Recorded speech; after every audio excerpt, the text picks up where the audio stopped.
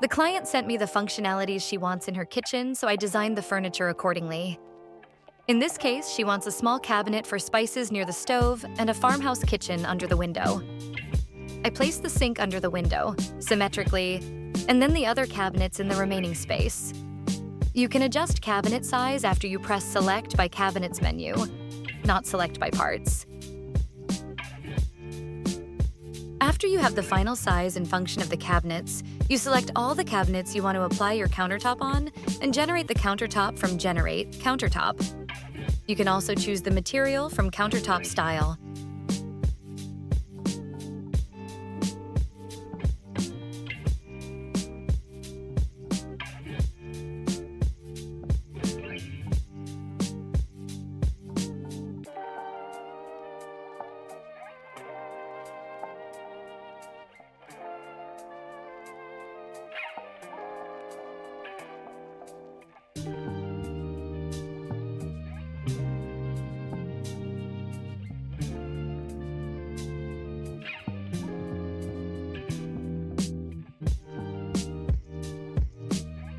I chose appliances that matched the ones my client already bought, model and size.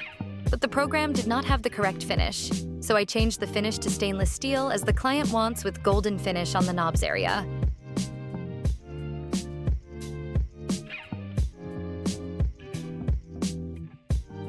Then my client decided on a drawer cabinet near the stove, so I changed them by selecting the cabinet, and on the right panel I used the Style button. The ones in the middle, she decided to be cabinets with doors and shelves.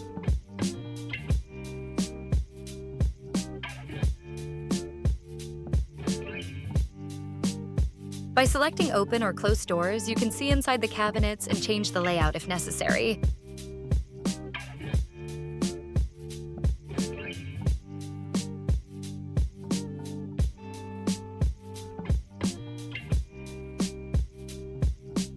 I selected cabinets to change the style of the door panels and drawers. I choose from Style menu a shaker-style door and drawer and replace them all.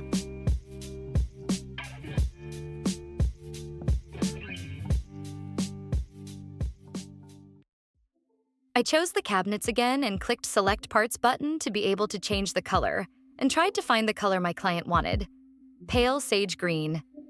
I compared some colors from Homestyler's color palette menu and then changed the handles to golden ones to better match the appliances.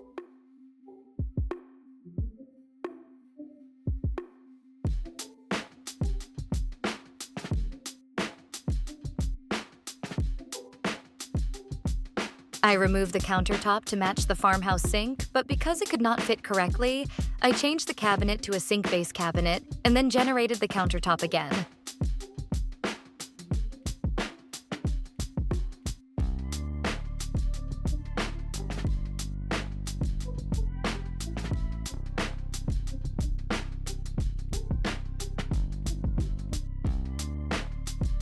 For the overall look of the kitchen, I changed the door's color and then used the material brush tool to match them all.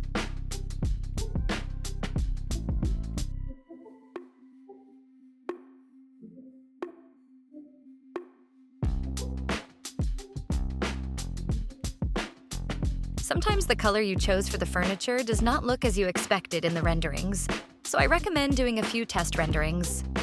As I previously rendered the kitchen and I saved the position of the camera, I used those images to render with the same view.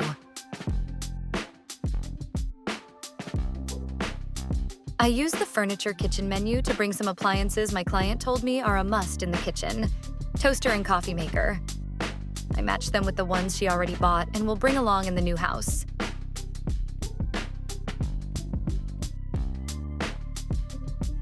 After giving some thought and studying the image rendered, I decided to change the color again because it was too glossy and too dark. So I used a trick.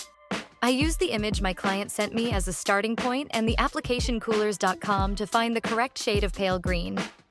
You can import an image and the program will export the color palette. You have to position the mouse on the areas that have the color you want, and the program will export your color and its exact code. Once you found the right color, you can use the Uploads, Texture, and Image menu to import that color in Homestyler. My models window will open, and for the color you click on Upload Models, the black button on the right, and choose 2D model. Single texture map and then upload the image you previously saved on your computer. This works for color and also wallpaper. Homestyler will upload it and you have to choose Go Submit. The model will be pending and you have to select it and click again the Submit button on the right. The Edit Model window will open and you have to save the category from the list.